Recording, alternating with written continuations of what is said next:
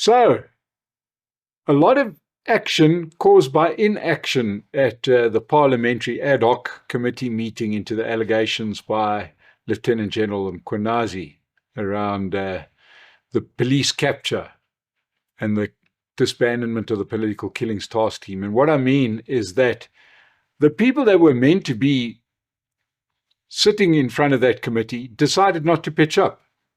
And one of them was our Minister of Police, our current Minister of Police being Professor Feroz Kachalia, the guy who was in the Gauteng legislature and managed to achieve nothing when he was there. So little surprise to us that have tracked his career to know that the guy is doing very little as police minister. He was meant to be there to answer questions about the Auditor-General's report into policing.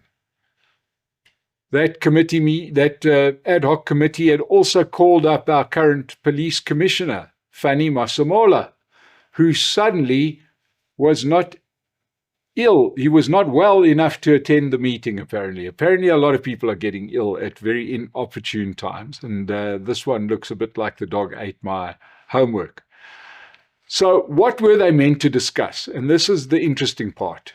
The Auditor-General, who's doing the most important work in South Africa right now to try and keep our state answerable for the money that they're wasting, your and my tax money, has confirmed that within the police ministry and within the police service, it's a complete and utter financial mess. I mean, I know this comes as no surprise to anybody that lives in South Africa, but the police is particularly bad. And there were huge questions around the financial behavior of the police that the minister and the commissioner had to answer. And of course, neither of them pitched up.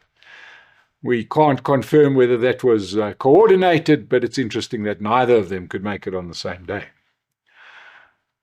We all know that the super criminal Kat Matlala, a man with a 25-year criminal record, was given a 363 million rand police tender to do health checks on policemen. If you're not from South Africa, please, I am very embarrassed to even tell you this. Our police got the criminals, gave them the job of checking whether our policemen were in good health or not. Nothing. What could possibly go wrong? The Auditor-General had further said that not only is this particular contract very dubious, but there's very big questions around police procurement in general and the processes that go towards buying stuff for the police. And a part which I thought was very interesting, they even questioned crime stats. Now, I'm fascinated by this because in South Africa, our dodgy politicians use very questionable statistics. We've got statistics that we use on land ownership. The last time that was updated was in 2017. We used to have monthly crime statistics, but when crime started to get bad, this goes back to the Jackie Salibi days, they decided to only do that once a quarter instead of once a month. We are getting hoodwinked with our statistics because how do citizens of the country know what the big picture looks like? How many crimes are being committed? Well, the Auditor-General had a look at this and said, they're lying. These statistics are wrong. And I don't think that they're overestimating the amount of crime and theft, especially from government coffers.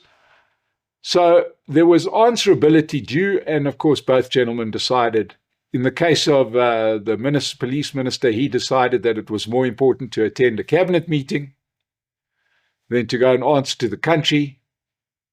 And as I said, the police commissioner was suddenly ill.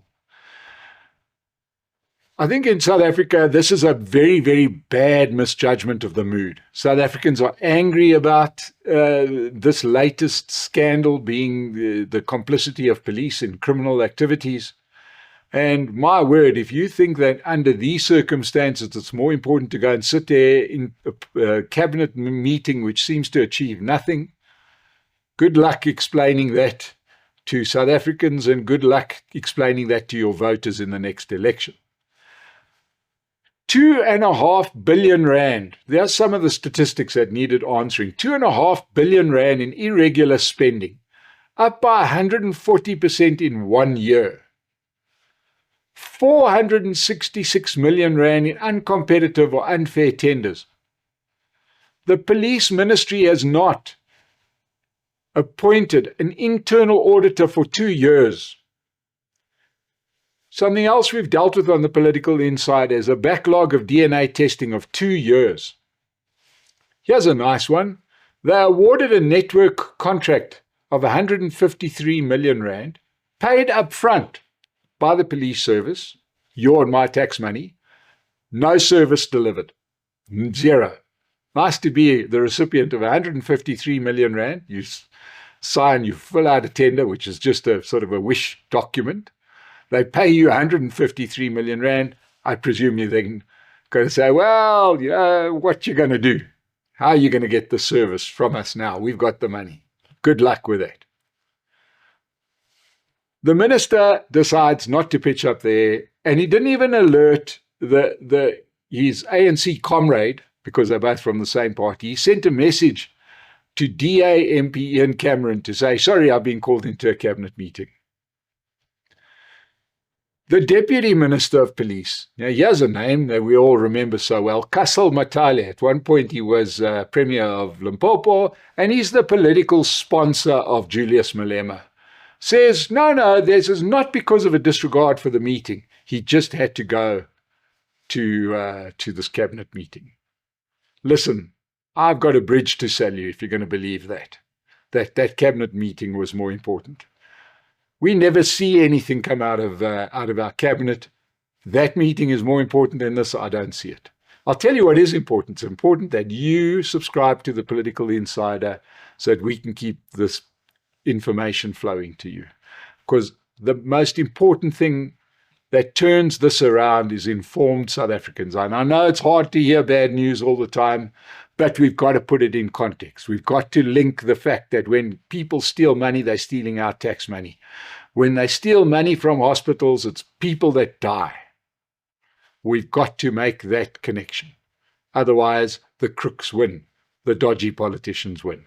So subscribe to the Political Insider, and you'll hear it first here. But now, because we didn't have those hearings, what have we got to look forward to? Well, we've got something very big to look forward to, and that is our currently resting police minister, because we're such a rich country that we can afford multiple police ministers. We've got Senzo Mkhunu. He seems to be at the center of all the problems. He's due to appear in front of the parliamentary committee. We will believe it when we see it, when he's there. And he's got some serious questions to answer. Just on the face of it. Why did he disband in this political killings task team after he says a month before that they have an unmatched success rate? His words, not mine. Their success rate is pretty poor, and if you had to do it by international standings, their success rate is terrible. And if you do it in cost per conviction, it's diabolical. But anyway, in South Africa, we'll grab any success we can get. He needs to answer why he decides it's a good idea to disband this killings task team on New Year's Eve. South Africa, for those that don't know, shuts down. We have this wonderful sort of thing because it's the middle of our summer. Very little business gets done between late December and mid-January. The country is on leave. People are not thinking about the serious stuff, and it's a good time to slip stuff in. New Year's Eve, he announces the disbandment of this particular thing, where the news cycle, where newspapers are thin, and you don't have everybody on their A game. And then, of course, he needs to answer as to what was his relationship with this very dodgy character, Brown Mokgotse, who he claims was just another comrade, but in the meantime, they had regular communication. He also needs to explain whether he had a relationship with just some of the crime syndicate leaders that we know of. Kat Matlala comes up a lot. Morgan Maumela, who once was president's nephew, and the president didn't know him, although he was outside his house a couple of times. All very wonderful. And Katie Malefe. So there's lots of questions that this police minister needs to answer. let's hope he goes before that committee, and let's hope that they stay on him until he answers some questions. But quite clearly, there's an attempt, a ham-fisted attempt by politicians to suddenly do something. And one of the things that's just sort of slipped in there is that President Cyril Ramaphosa, the same guy that can't remember whether he knows people or not, he forgets that he was actually inside the guy's house. It's all very, very suspect. But that president, you know, the guy who used to keep money in that secure place called the couch, now the couch is missing. President Cyril Ramaphosa, you know, oh shucks, with that smiley face. He has suspended his Inspector General of Intelligence. Now remember, intelligence is meant to be that place where they sit there and know everything. His Inspector General, Imtiaz Faisal, has been suspended because there were complaints about his conduct. This is very, very peculiar. We don't know what the guy did at all, because apparently the president had no idea about this commission. They had no idea about the riots in 2021. They had no intelligence about heaven knows what. We have more people killed in South Africa than in most war zones. But apparently the guy behaved badly. We have got no detail as to what this Imtiaz Faisal did that was wrong, but in any case, there have been complaints and he's been suspended. Nobody ever gets fired, but he's suspended. In more proof of closing the stable door after the horses bolted, Gauteng Premier Panyaza Lesufi has suspended his Department of Health head of department, Lesiba Molatana, following revelations of procurement syndicate dealings that aren't kosher within the provincial health structures. Really? You're doing it now? After this book has been written, after years, after we know about skinny jeans bought in Tembisa Hospital, now suddenly the provincial leader, Premier Panyaza Lesufi, sees that there's crime and maybe there's a problem in the health department. Really? Well done. Well done. Maybe you should pick up a newspaper every now and again or watch a show like ours. Health MEC, Nomuntu Nkomo Raleoke, says it's got nothing to do with the Tembisa Hospital saga. This health MEC says, in actual fact, it's got the same patterns as what went on in Tembisa Hospital. What a surprise. What a surprise that criminals that have cracked the code as to how to steal billions from Tembisa Hospital might not have thought to themselves, there's other hospitals. In fact, there's far bigger hospitals. Maybe we should get contracts there. I wonder, because we only have to speak to the same people. What a surprise. And this particular premier, the premier of Gauteng, he presides over a minority government and he expects to be re-elected. This is craziness. Unless we love having our money stolen, unless we love being made fools of, we cannot take our politicians seriously. These are the same people that killed 144 people in the most diabolical way. These were mentally ill patients that they took out of hospitals and put in random houses and they died. But now suddenly he's woken up to the fact that there might be some crime at other hospitals. Okay. On a similar note, one of our other problem areas has been our road accident fund. This thing is funded every time you put petrol into your car. A certain amount of money goes to the road accident fund, and it's meant there to compensate people that are hurt in road accidents. Now, it has been the proverbial feeding trough for the ANC for ages. They got a CEO called Collins Letsoalo who seemed to have done, there should be just sort of like a limit, like steal so much, but don't steal so much that everybody can see that you're stealing. Well, Mr. Letsoalo clearly didn't get that memo, and boy, did he get stuck in. And where do they do it? They never do it out of like normal sort of like just steal money. You give contracts that are totally unnecessary and you pay a fortune for them. One of those in the road accident fund, as I said, meant to help people hurt in car accidents, right, was handing out a 500 million rand media contract. A media contract. Now, people, what does the Road Accident Fund need to advertise for? To get more business?